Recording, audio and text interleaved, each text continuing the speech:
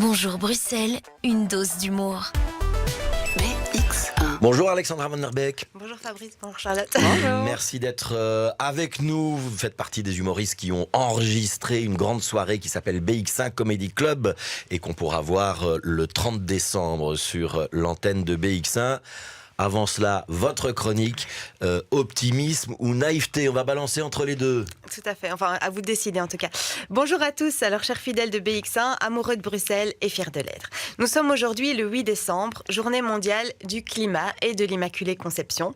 Oui, la Vierge Marie, je pense que c'est vraiment bien la dernière à rester immaculée, hein, tout le reste est tellement pollué. Et à la question, peut-on rire de tout ? Je vous dirais, je ne sais pas, mais il y a des sujets plus compliqués que d'autres quand même. En même temps, quand on voit que la COP28 sur le climat a lieu actuellement à Dubaï, on se dit que si, apparemment les blagues s'écrivent toutes seules.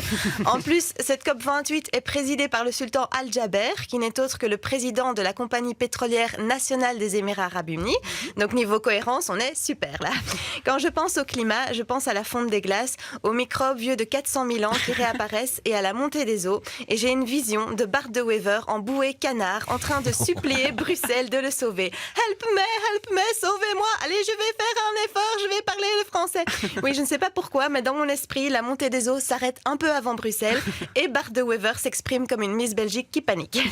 Quand on pense au climat, on pense aussi bien sûr à la pollution qui est omniprésente et toxique dans notre eau, sur nos vêtements et dans la littérature des haters sur les réseaux sociaux. Littérature entre guillemets, hein, c'est plutôt un verbiage à base d'insultes, de fautes d'orthographe et de raisonnements à deux de QI.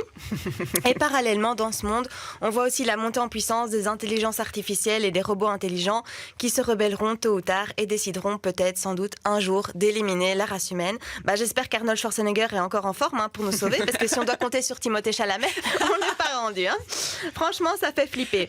Et moi, ma solution pour être zen par rapport à tout ça, c'est de faire l'autruche. J'y pense pas, c'est comme si ça n'existait pas. Et il y a plein de sujets comme ça où si tu penses, ça va te mettre dans tous tes états et tu peux rien y faire de toute façon. Comme quand mon mec donne le bain aux petites et que la salle de bain se transforme en aqualand, je préfère pas y penser quoi. Faire l'autruche, je dis pas que c'est une bonne solution. Je pense que malgré tout, les prises de conscience sont nécessaires et les mentalités évoluent petit à petit.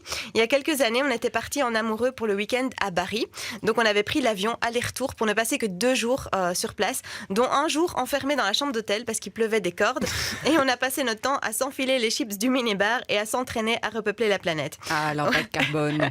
Ouais, aujourd'hui, ça ne me viendrait plus à l'idée de faire un city trip pour 2 jours comme ça en avion. Et si j'avais la chance de passer une journée au lit, ce ne serait pas pour s'entraîner à repeupler la planète, mais plutôt pour dormir, un plaisir qui ne nous est plus permis depuis qu'on a converti nos essais justement pour repeupler la planète en 2 adorables petites puces insomniaques. Et puis quand on lit le rapport du GIEC, ça fait peur. Vous l'avez lu ? Oui, en entier. Ah oui, Avec moi j'ai pas eu ce courage-là, mais heureusement que vous êtes là, Charlotte, et qu'il y a des gens qui... À mon avis, elle s'est contentée du résumé, mais je ne veux pas balancer. Mais... super, Fabrice. Heureusement en tout cas qu'il y a des activistes qui influencent les grandes entreprises, et je parle pas des gens qui lancent de la soupe dans les musées, et que nos gouvernements sont obligés quand même de faire attention à ces questions environnementales. Donc restons optimistes, c'est pas moi qui vais changer le monde, mais tous ensemble, collectivement, on y arrivera, j'espère. L'espoir fait vivre. En attendant, continuez à nous suivre sur BX1, c'est important. Merci beaucoup et à très vite. C'était Alexandra Van der Beek. Est-ce qu'on a choisi entre optimisme ou naïveté, Charlotte Maréchal ? Moi, je suis très optimiste comme personne, donc je reste dans l'optimisme. Alexandra Van der Beek, qu'on pourra applaudir, en tout cas pour ceux qui sont anglophones, donc qui comprennent assez bien l'anglais. Lundi prochain, Monday Night Comedy Cave, ça c'est à La Mer à Boire, un café de Saint-Gilles. Et le lendemain, le mardi, au Raiders Comedy, ça c'est rue Franklin, dans le quartier européen. C'est ça, et c'est aussi en anglais. Oui. Fabrice n'y sera pas du coup si c'est en anglais. Voilà, je confirme. C'est une bonne manière d'apprendre d'aller au Comedy Club. Peut-être. Mais en tout cas, on est toujours admiratif de savoir que Alexandra Van der Beek peut vanner en anglais, en français, d'autres langues. Non, C'est déjà bien. C'est déjà pas mal. Merci Alexandra. Merci à vous.